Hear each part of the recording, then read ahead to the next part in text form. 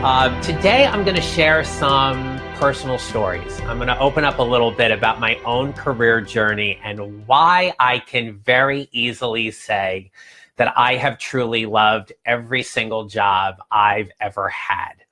And so one of the questions that comes up whenever I say that is, come on, are you absolutely serious that you love every single job you've ever had?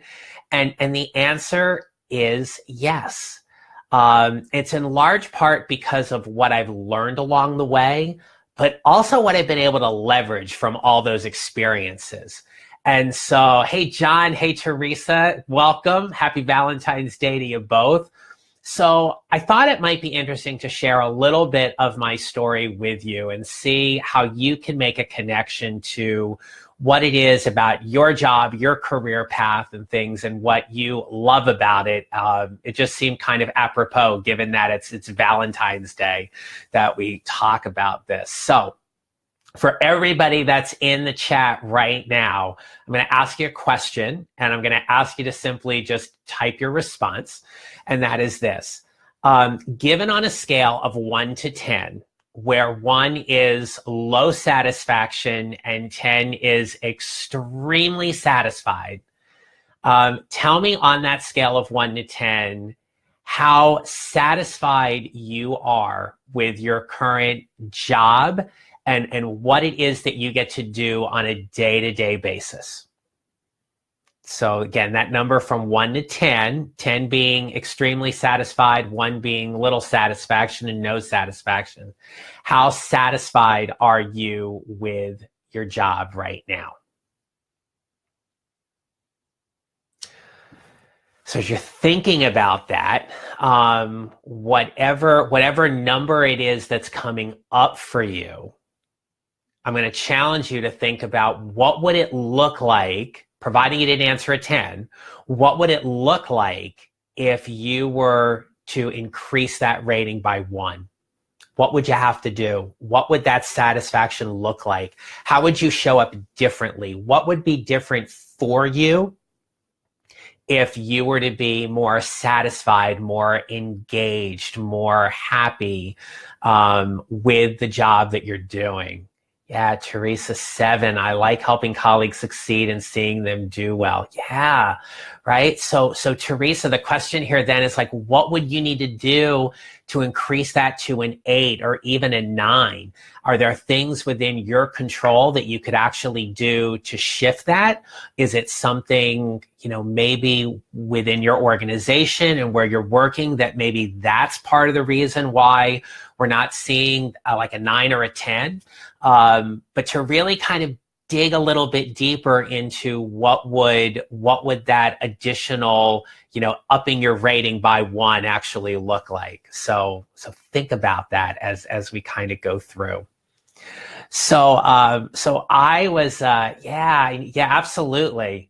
Yeah, you need more time, right? Sometimes we get so overwhelmed in our jobs that we can't serve the people we're meant to serve on our jobs and within our organization. And so that pulls us down a little bit. We kind of leave at the end of the day feeling like we haven't been able to put everything out on the table because we're just spread so thin and we're not able to really serve the people on our team. Does that seem accurate? Does it seem kind of reasonable? I know a little bit about your work and things like that. So yeah, certainly having more time. I think we all could use a little more time in our jobs. So if you caught my email earlier this week, if you're on my email list, you saw that I listed out a whole bunch of jobs that I've held. And that started from when I was young and I was mowing lawns for people in the neighborhood.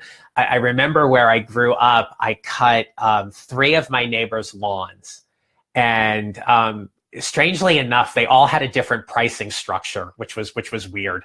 But but I remember like my dad saying to me, you got to go out and cut the grass. You got to go out and do it today. And I was like, but I don't want to do it today. And he's like, no, it's going to rain the next 2 days, and then the grass is going to get really high, and it's going to be harder for you to do it. You need to go out and do it. And I'm like 12 and 13. And so, what do I know at that point, right? And so, I'd be like, oh, I got to go out and do this. But it was about honoring the commitment. It was about honoring the service. And of course, when you get that first job, you want to make sure you're able to keep that job and not get fired from it. And since these were all neighbors, I wasn't about to like disappoint them or embarrass my folks because I wasn't doing a good job. So, for the most part, I kind of went out and did the job and got things done. And I did that for a while, but then ultimately I hated that job, right? I hated being out in the hot sun and having to push the lawnmower and all the grass shavings and everything like that. So I started taking on some other jobs, right? I lived very, very, very close to the Jersey Shore. And so it was like a couple of blocks to walk down, and I got a job making change in an arcade. And then I worked at a Wawa convenience store. And for those of you that know Wawa rocks. And I had dreams of one day like opening up my own store, and that didn't happen. But I had a job in high school where I worked as the church organist. And I was also I accompanied the choir. And so my Saturdays would be 9 a.m. funeral, 11 a.m. funeral, 1 p.m. wedding, 3 p.m. wedding, 5:30 mass. And I made a lot of money as a 14, 15, 16-year-old doing that. And I love that work because it was about making music and about being part of a team. And there was a job, and I talked about this in my email, and I want to spend some time on this today. I took this job where I put up party tents. Now, for those of you in the chat that know me, feel free to just laugh and ha-ha emoji all over this one, because you're probably like, I can't believe you did that kind of work. And honestly, looking back on it, I can't believe I did either. It was kind of like, what the hell was I thinking? But I needed a job. And so I needed to make some money that summer, and I needed a job. And so I had my driver's license so I could drive, and I took this job. And I remember having the conversation with my dad, and my dad was like, there is no way in hell you are going to last at this job.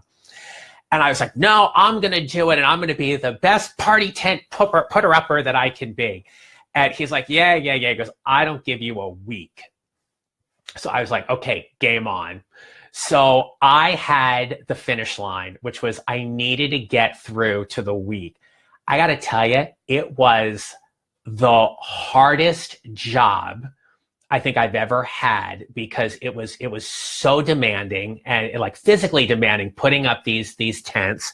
And then you'd go to a venue and you'd have to put this up. And the crew I worked with was, I didn't exactly get along with them.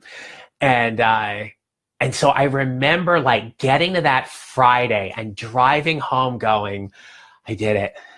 I got through the first week. And then thinking that weekend about how I could quit. So I go in on Monday and I talk to my boss and I go, I don't really like this job, and I don't think I'm really good at it. And my boss looks at me and he goes, thank God. And I was like, what? And he goes, you suck at this. I was like, okay, that's some feedback. That's a little harsh, but I'll give you that. But here's why I love the job. I love the job because I learned what I like to do and what I didn't like to do. And in part, a lot of respect for those people that work, manually labor jobs and they're doing things like that I simply just am not good at. It's not in my makeup and my personality and in what it is that I want to do. And I got so much respect for those people that did that job. And I remember like when I left, the team was like, yeah, good move. I was like, yeah, okay, all right, thanks. I'm little Johnny Nerl is going to go off on his way kind of a thing. But I think that's one of the biggest takeaways, though, right? Is being able to know what you like and what you don't, and to clearly walk away with a lot of respect for that job. One of the things I never ever did was be a waiter, to wait tables at a restaurant, and I keep thinking at some point I'm going to do that because I just want to know what it's like.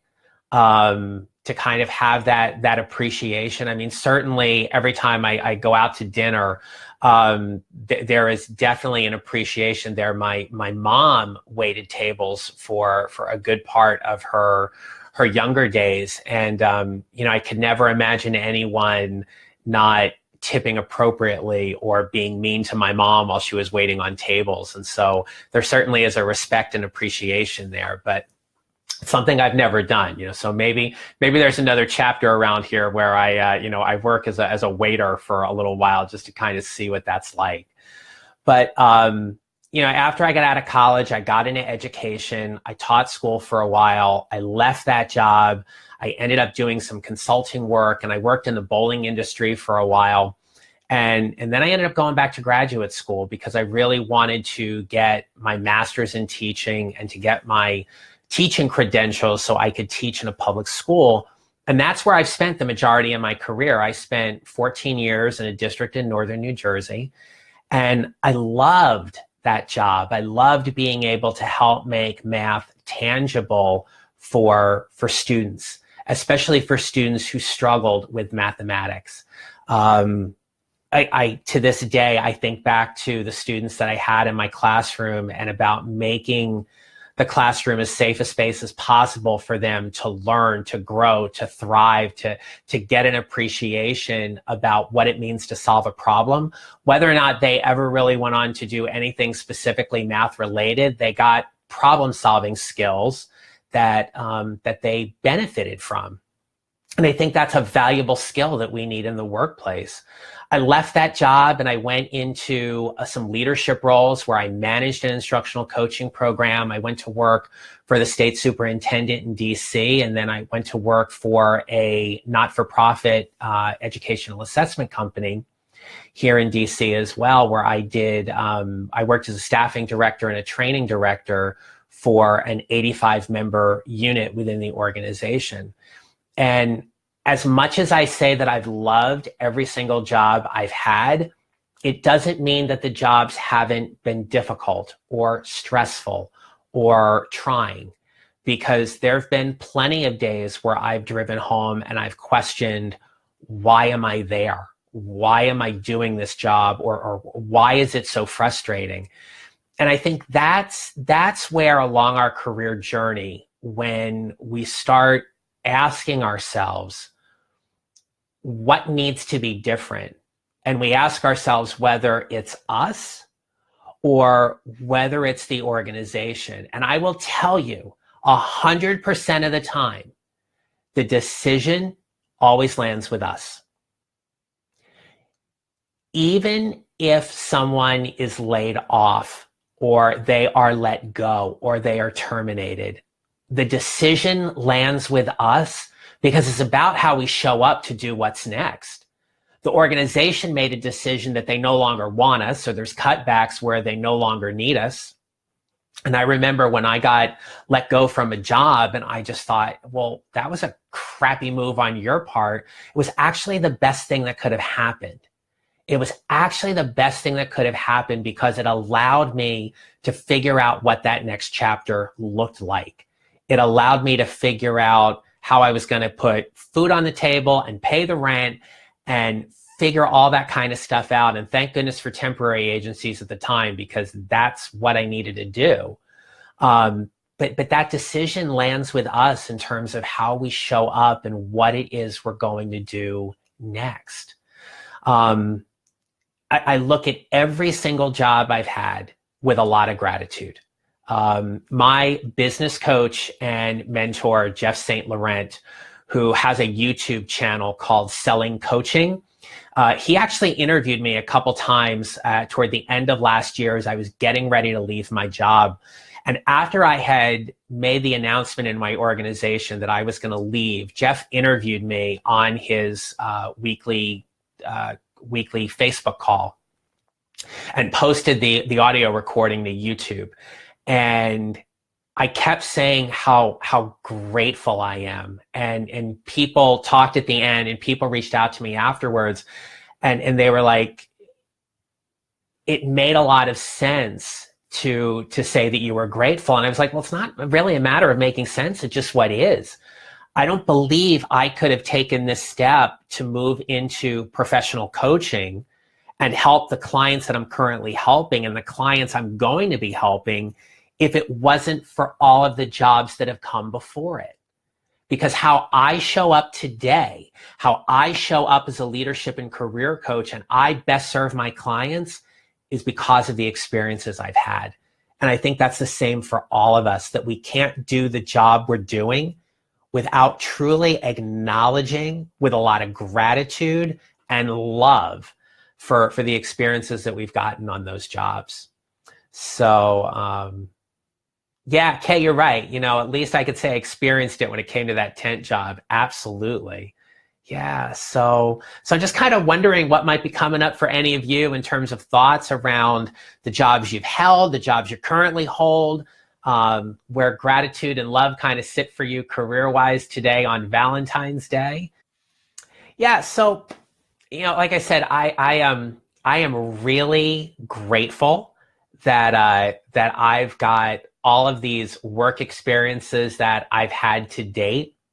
I know when I've switched jobs, when I've looked to create that next advancement opportunity, it was clearly because of how I wanted to show up and how I was showing up, not in a bad way, but really acknowledging that I was getting ready to do something more.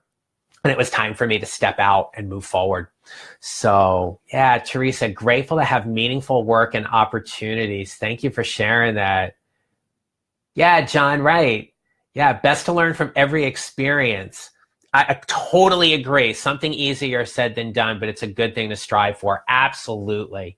Yeah, I mean, we can say these things as much as we want, but to truly mean them. I've gone through different parts of my life where I've journaled, and one of the things that I have done in the past has been a gratitude journal, where I've literally taken some time either at the beginning of the day or the end of the day. I never really mastered doing both, but to take a couple minutes just to really just kind of sit and be quiet and be grateful for what happened. I was working with a coach one time, and she had recommended that I just write down 3 things at the beginning of the day that I'm most grateful for, and allow that to kind of shape my actions during the day. And I found that to be really, really helpful. So yeah, so thinking about just being really, really grateful and honoring those experiences and figuring out exactly what comes next for all of us. So, all right, well, I've got you all on here. I just wanted to ask you too, is there any topic that you would be interested in me addressing over the next couple of weeks? Is there something that you would be curious to learn a little bit more about or hear about? Put that in the comments, post it on my wall here on this Facebook page. You can email me at john@johnneral.com. And I'm certainly open for some suggestions in terms of shaping how I can make these Facebook Live experiences a little more meaningful and helpful with some topics that maybe are particularly pressing for you right now. Okay. All right. Yeah, absolutely. Take the experience from each job and incorporate it. Yeah. Kay, we say being able to leverage those experiences and figure out how to take what you've learned and apply them to the next job. I mean, I can tell you that at 48 years of age. Oh, what? Yeah, 48. At 48 years of age, that I couldn't show up this way when I was 28. I would have missed out on so many life experiences there that that it is so important to leverage it. Yeah, absolutely. Right. All right. Well, I want to thank you all for taking some time to join me today or to watching the video after it gets posted. Hope you are celebrating something today for Valentine's Day. Thanks, everybody. I really appreciate you setting some time for me today and listening in on the conversation. I've enjoyed it. I hope you got something out of it today as well. And I look forward to talking with you all next week.